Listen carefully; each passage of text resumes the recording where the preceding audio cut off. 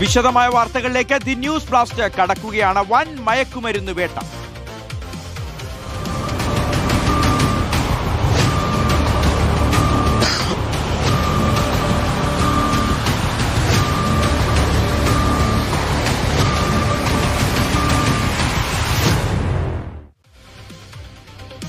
പെരുമ്പാവൂർ മാറമ്പള്ളിയിലാണ് സ്കൂട്ടറിൽ കടത്തിയ 1.25 kilo hybrid കഞ്ചാവുമായി യുവാവ് പിടിയിലായത്. പ്ലാസ്റ്റിക് കവറിൽ ഒളിപ്പിച്ച നിലയിലായിരുന്നു ഈ കഞ്ചാവ് കണ്ടെത്തിയത്.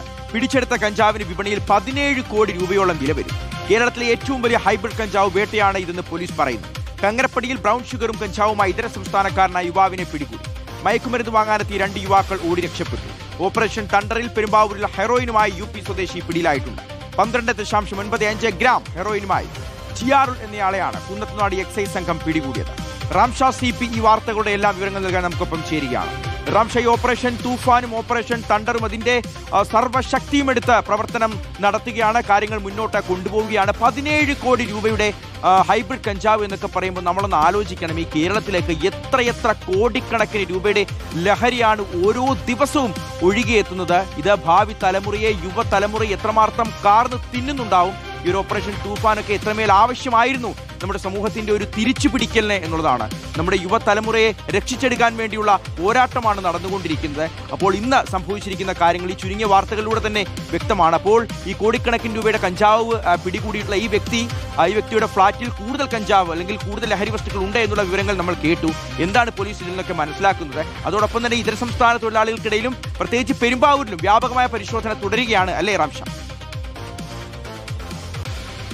പെരുമ്പാവൂർ മാറമ്പള്ളിയിൽ ഇന്ന് കേരളത്തിലെ തന്നെ ഏറ്റവും വലിയ ഹൈബ്രിഡ് കഞ്ചാവ് വേട്ടയാണ് നടന്നത്. 17 കോടി വില മതിക്കുന്ന ഹൈബ്രിഡ് കഞ്ചാവാണ് പോലീസ് സംഘം പിടിച്ചെടുത്തിരിക്കുന്നത്. വൈപ്പിൻ സ്വദേശിയായ ആയുഷിനെയാണ് ഈ ഹൈബ്രിഡ് കഞ്ചാവുമായി പോലീസ് പിടികൂടിയത്. ഇയാളുടെ വാഹനത്തിൽ നിന്നും 1 കിലോ കഞ്ചാവ് ആദ്യം പിടികൂടുന്നു. പിന്നീട് നടത്തിയ പരിശോധനയിലാണ് ഇയാൾ താമസിക്കുന്ന അപ്പാർട്ട്മെന്റിൽ നിന്നും 16 കിലോ വരുന്ന ഹൈബ്രിഡ് കഞ്ചാവ് പിടികൂടുന്നത്. ഇതിൽ ഏറ്റവും പ്രധാനപ്പെട്ട ഒരു കാര്യം, ഇയാൾ താമസിക്കുന്ന ഫ്ളാറ്റിൽ തന്നെ മറ്റൊരു അപ്പാർട്ട്മെന്റിലാണ് പെരുമ്പാവൂർ ASPയും താമസിക്കുന്നത് എന്നതാണ്. അതായത് ഒരു ASP താമസിക്കുന്ന ഫ്ളാറ്റിൽ തന്നെ അതിന്റെ മറ്റൊരു അപ്പാർട്ട്മെന്റ് എടുത്ത് അവിടെ താമസിച്ചുകൊണ്ട് ഈ ഹൈബ്രിഡ് കഞ്ചാവ് വിൽപ്പന നടത്താൻ തയ്യാറായി എന്നതാണ് ഏറ്റവും പ്രധാനപ്പെട്ടത്. മറ്റൊരു കേസ് പെരുമ്പാവൂരിൽ തന്നെയാണ്. 12.95 ഗ്രാം ഹെറോയിനുമായിട്ടാണ് ഒരു ഇതര സംസ്ഥാന തൊഴിലാളി എക്സൈസ് സംഘത്തിന്റെ പിടിയിലാകുന്നത്. കുന്നത്തുനാട് എക്സൈസ് സംഘമാണ് ഇയാൾ പിടികൂടിയത്.